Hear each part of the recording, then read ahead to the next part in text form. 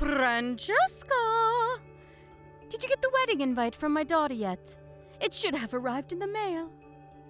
Good morning, Gladys. Yep, Becky's invite came this morning. 2 months on Saturday, right? Have you seen the venue? I bet you were surprised when you found out she's getting hitched at a hotel of that caliber, right? Right? Yeah, I gotta admit, I wasn't expecting that. I heard a few celebrities got married there recently. I even read that it's the King of Saudi Arabia stays there when he comes to the States. I thought I was misreading it at first. That's right! Isn't it amazing? It really is. I can't wait to see what the ceremony's like. My Becky outdid herself this time. She really is incredible. I always knew she ended up bagging herself a rich, high-spec guy. We're finally moving into the upper echelon of society, my dear. And this wedding is where our ascent begins. We're going to the moon, baby! I couldn't be more proud of my amazing daughter. Her big brother might have failed miserably, but she more than makes up for it. Failed miserably? Just to clarify, you're talking about my husband, aren't you? Of course. Sean's my only son. Who else would I be talking about? Right, I thought so. I still have no idea why he married someone like you. I've been racking my brains over it since the day I met you. And I've accepted that I'll probably never understand. Love makes people do the craziest things. Lovely. Thanks for that. It's such a waste to think he graduated from one of the most prestigious colleges in America and works for a major global company. But the best wife he could find was a broke loser raised by a single mum. It breaks my heart. It really does. It's obvious you were only ever after his money. You couldn't be more wrong, Gladys.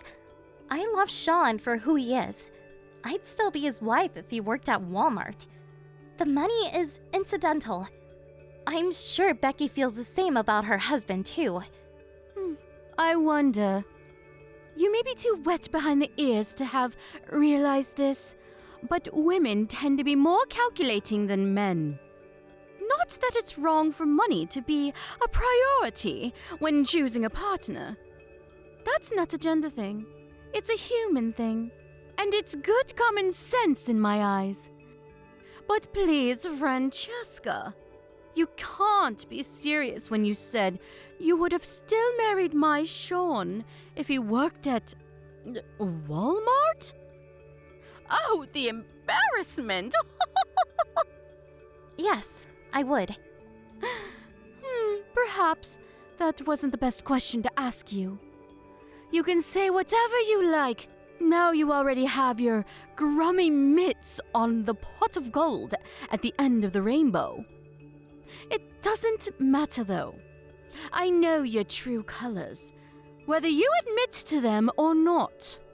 In any case, I don't acknowledge you as my son's wife, and no children you bear will be part of this family. You're the cursed spawn of a single mother, and we don't need dirty poor people blood tainting our proud lineage. You do well to remember that, Francesca. Yes, I know, Gladys. You remind me almost every day. But what's wrong with being raised by a single mom? I know tons of great people who grew up without one of their parents.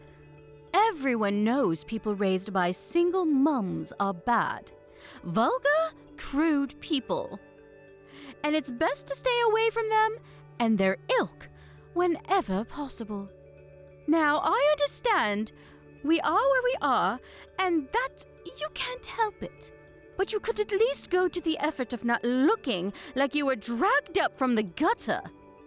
You look more like you belong in a sleeping bag on the street than in Holy Communion with my son.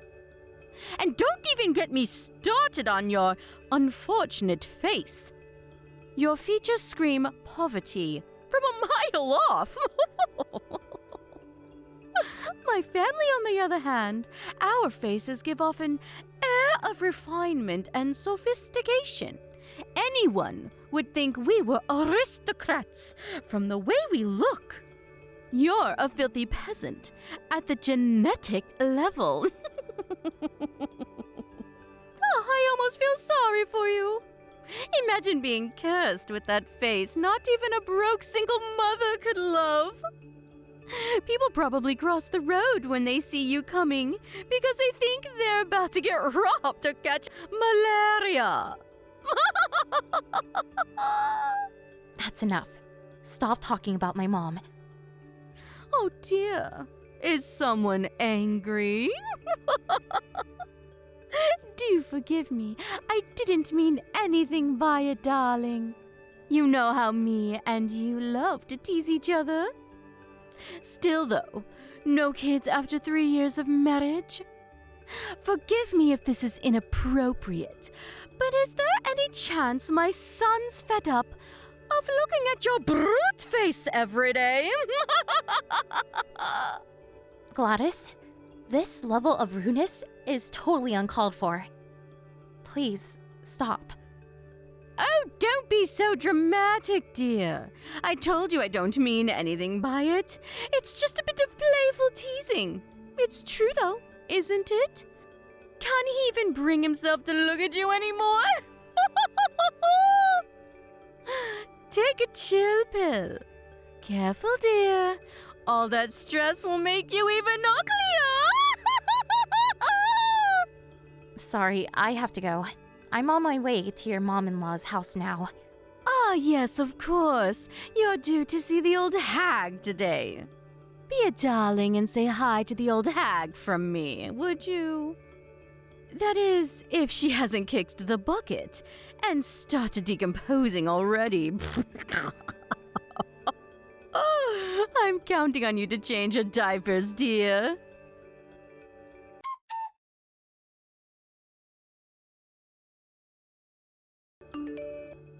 Gladys, it's about your mom-in-law. It doesn't look like she's gonna be able to make it to Becky's wedding. Oh, really? Why not? Is she too embarrassed to be seen in public with her urine bag? Jesus, Gladys, was there any need for that?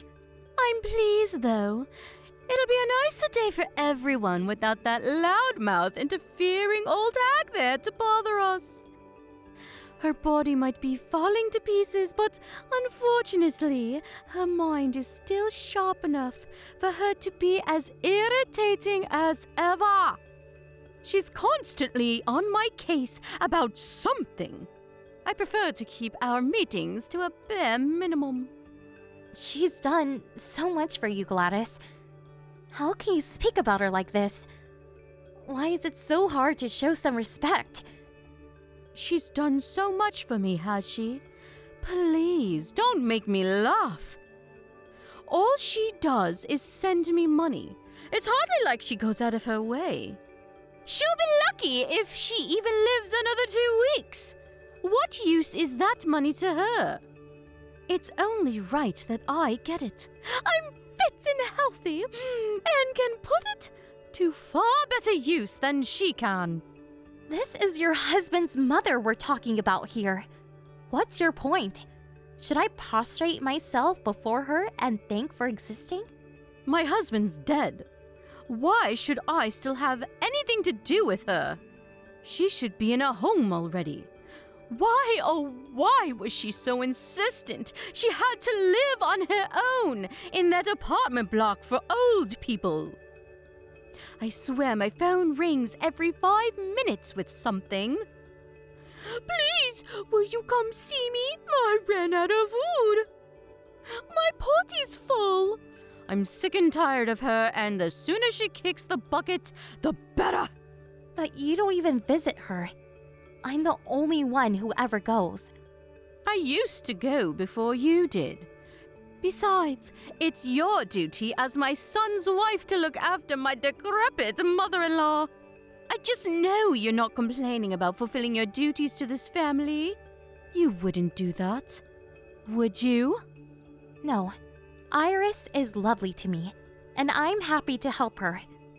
Fantastic! Then keep doing it and stop talking back to me. I'm in a good mood today, so I'll let it slide. But back in my day, a wife wouldn't be stripped butt naked and forced to sleep in the yard for giving her mother-in-law attitude like this. Oh yes, I almost forgot. I do hope you're constantly reminding her how worried and concerned I am for her well-being. We don't want me getting written out of the will now, do we? Yes, I tell her. Anyway, enough of this drivel. Let's talk about something important. So about Becky's wedding. What will you be wearing? I was thinking of wearing my dress suit. Surely not the same one you wore to my cousin's wedding. Yes, that one. You silly girl. We're moving up in the world now. You can't wear that shabby pile of rags to this wedding. I advise you throw it in the trash where it belongs and get a hold of something respectable. Besides, it's a wedding, not a freaking business meeting. A woman your age should be wearing a proper dress. A dress? Okay, got it.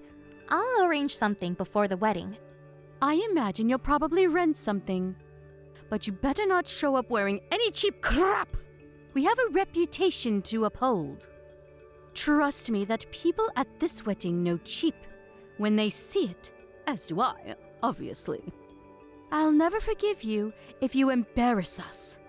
If you do rent, make it something expensive.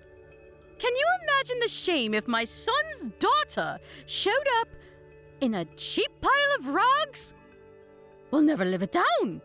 Do not embarrass my daughter on the most important day of her life.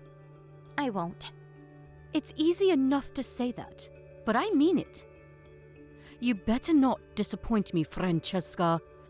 You have the dress sense of a Nigerian tribesman, so I can't help but worry you'll come in something ridiculous. Relax, Gladys. I'll look the part. I promise. The last thing I want to do is embarrass Becky on her wedding day. I suppose I'll just have to take your word for it. To be honest, I'd much rather you didn't come to my daughter's wedding at all. But she insisted on having you there. You're lucky. She's a lot more tolerant towards poor people than I am. Right. Becky's great. She's always been kind to me. Her husband's family are of excellent prodigy, too. They have records of their ancestry going back to medieval Europe. They even have a coat of arms. Does your family have a coat of arms? What am I saying? Of course it doesn't. Anyway, I digress. Don't let us down, Francesca.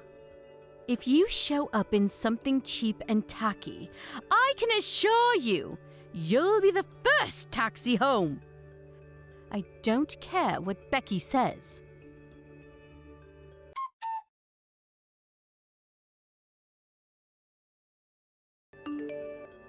Hello, Francesca. Thanks for showing your face at the wedding today. Did you leave yet? Yes. I'm on my way to a place that specializes in dress cleaning. Hopefully I can get there soon enough for it not to stain. Oh, don't be silly, dear. It was just a splash of beer. You're such a drama queen. A splash of beer? You poured an entire keg over me on purpose. Right in the middle of your own daughter's wedding! There's no justification for what you just did. You're horrible. There we go with the over-exaggerations again. It wasn't on purpose, dear. I just slipped is all.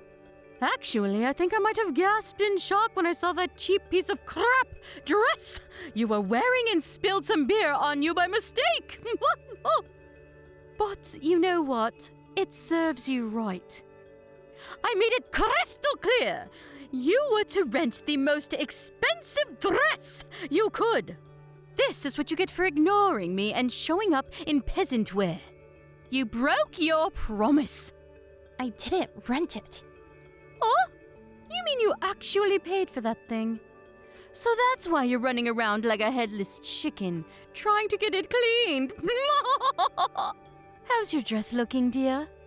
It's obviously cheap garbage. Why not throw it in the trash where it belongs? Wrong. You told me to come looking the part, so I went the extra mile and did just that. You looked the part in that thing, did you? Oh, the delusion! Now I've heard it all!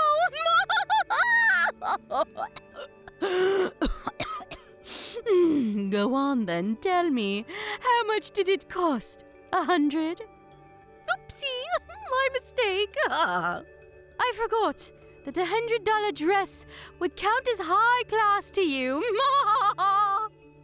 Gladys, I borrowed that dress from your mother-in-law. It's worth over $10,000. Excuse me? The reason I'm rushing around like a headless chicken trying to get it cleaned is because it's not mine. I borrowed it. I can never afford a dress like this. My mother-in-law? You borrowed that dress from Iris? Yes, exactly. I see.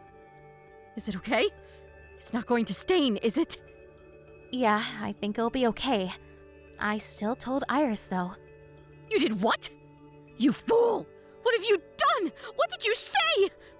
I told her you poured a keg of beer over me. No.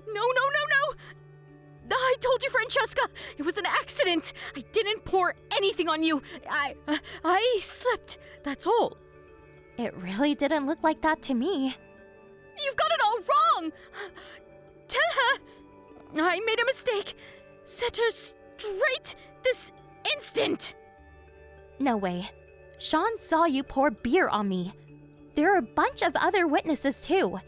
There's nothing to set her straight on. That's exactly what you did. Stop talking back to me and message her now. Tell her I slipped. Why? What do you mean, why? Because I'm your mother-in-law, and that means my word is law.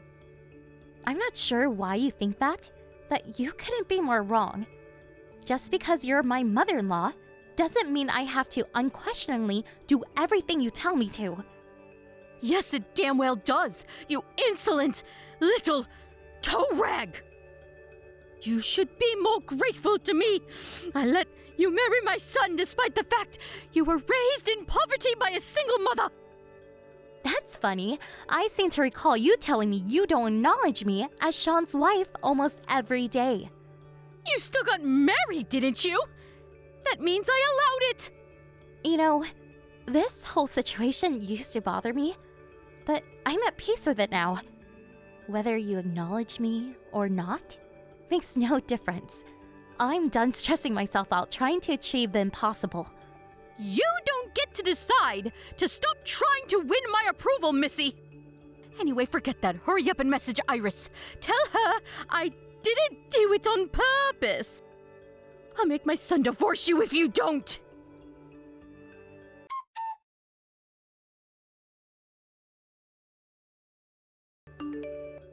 Francesca, are you there? There's something I'd like to discuss with you, if that's all right with you. Is now a good time? Sure, what is it? What do you want? I want to apologize for what happened with your dress at the wedding. I thought I may have slipped by mistake. The fact remains that you got beer on your dress due to my carelessness. I was in the wrong, and I'm sorry. I see. So, do you think you could maybe find it in your heart to forgive me? I feel awful. I accept your apology. But this isn't a matter of me forgiving you or not forgiving you. Huh? Why not? I don't understand. You pouring a keg of beer on me at the wedding was just one instance of bullying and an endless harassment campaign against me. An endless harassment campaign? I'm not sure other than the dress incident, nothing comes to mind. I don't remember doing anything else to you. Of course you don't. No one likes to think of themselves as a bully. I'm sure you don't remember any of it. But I remember everything. Are you talking about me not acknowledging you as my son's wife. Oh, look! So you do remember. You justified it all to yourself because I was raised in a low-income single mother household. Or because you don't like my face. You called me every name under the sun. You victimized and insulted me at every possible opportunity. Are you saying you don't remember any of that? Even if you do feel that way about me, some things are better off left unsaid. But you took the pleasure in hurting me, so you went out of your way to make sure I knew exactly how you felt. Francesca, dear, I never meant to hurt you.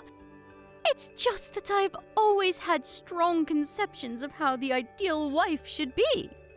I suppose there's a chance I let a few things slip that I shouldn't have when I thought you were meeting the standard, but that's all, I swear. Did me being raised by a single mother, or not, being as beautiful as this perfect daughter-in-law had in your head, cause you problems somehow? Well, it's not that you caused me problems per se. So it is fair to say you treat me like crap for the sole reason that you don't like me? Because that's what it sounds like. I'm so sorry if I felt like I was treating you that way, sweetie. I promise that was never my intention.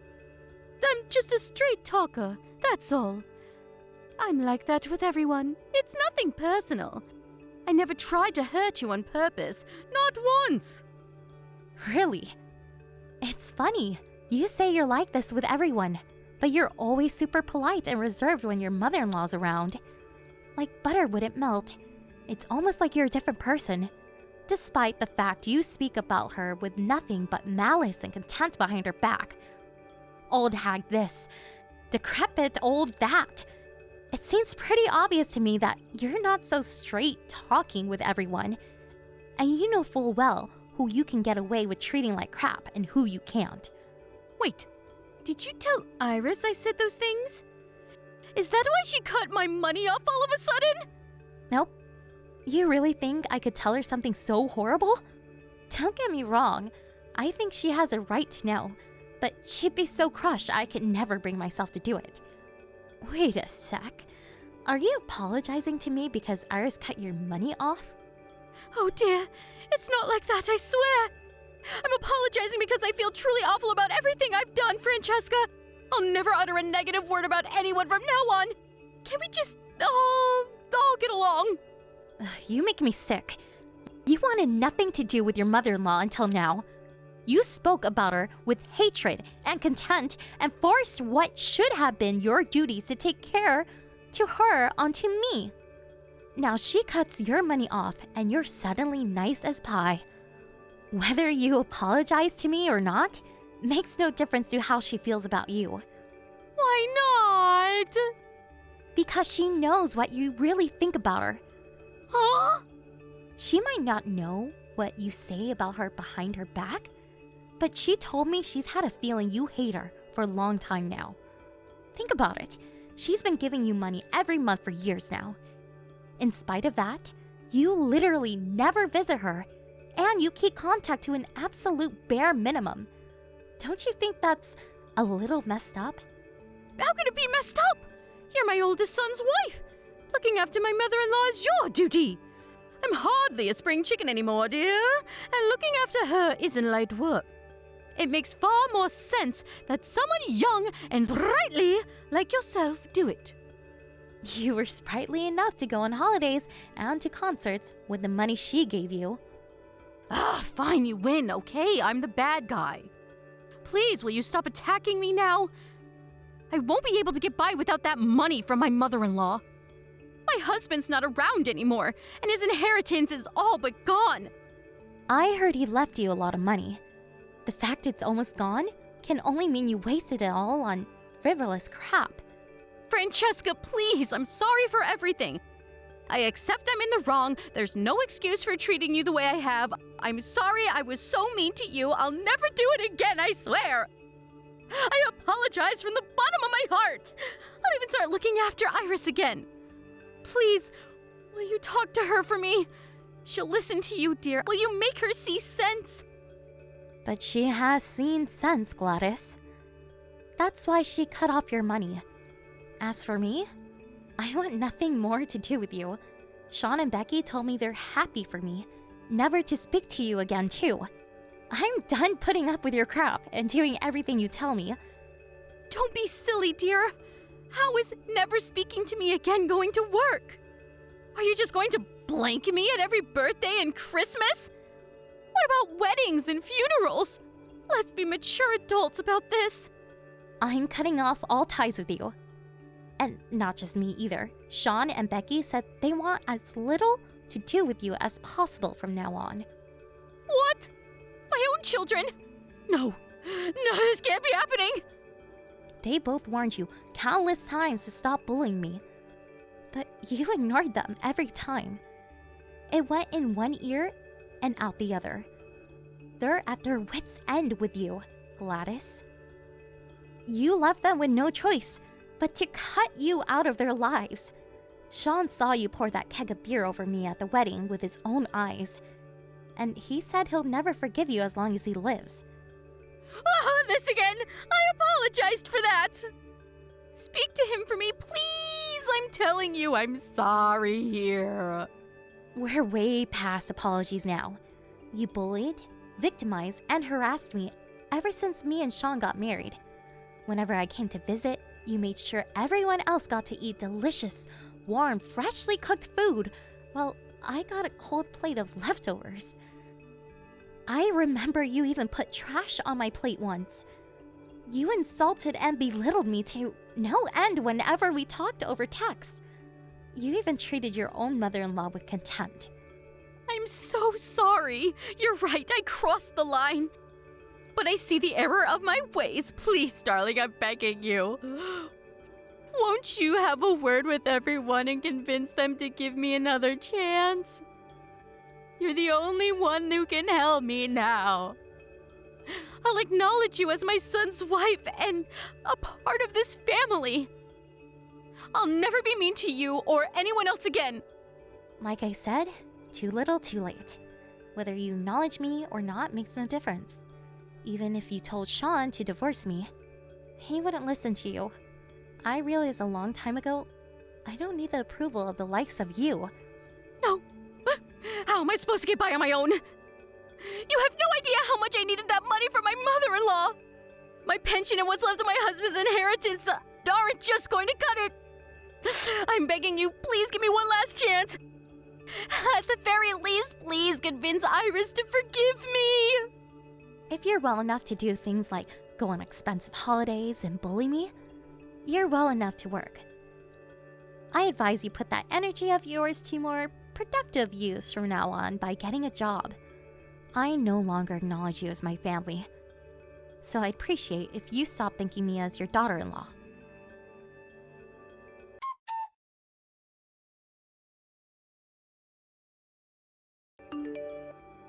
Gladys messaged me countless times with groveling apologies after that. But she was annoying me, so I blocked her. I hope I never see her again for as long as I live. Sean and Becky told me they got a bunch of groveling messages begging them for money when she realized her mother-in-law was cutting off the financial support she'd been sending every month.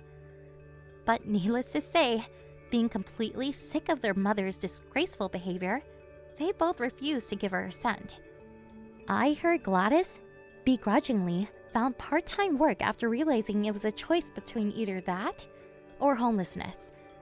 But Becky told me she messages her every day complaining how hard it is, and lamenting the soul-crushing despair and loneliness of her new life, and her hatred towards herself for creating it. Of course, there was a time when I wanted nothing more than to win Gladys' approval. She is my husband's mom, after all. But that changed the moment I heard her talking about her aged mother-in-law like garbage.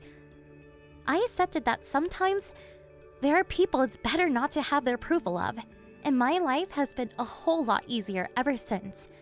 My efforts to win her over were in vain and caused me nothing but stress.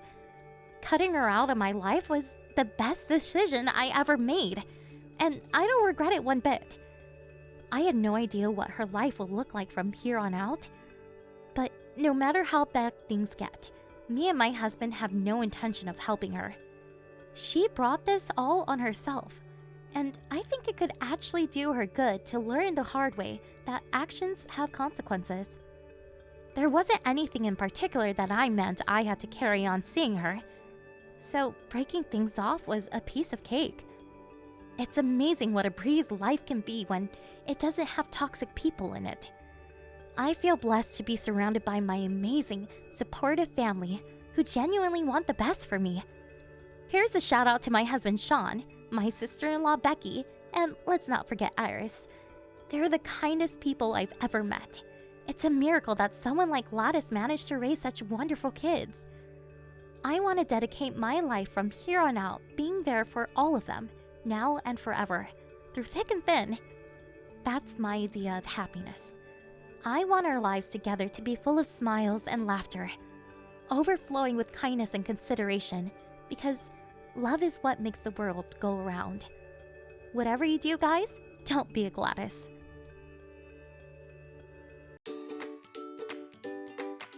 Thank you for watching. Don't forget to hit the like button and subscribe to the channel.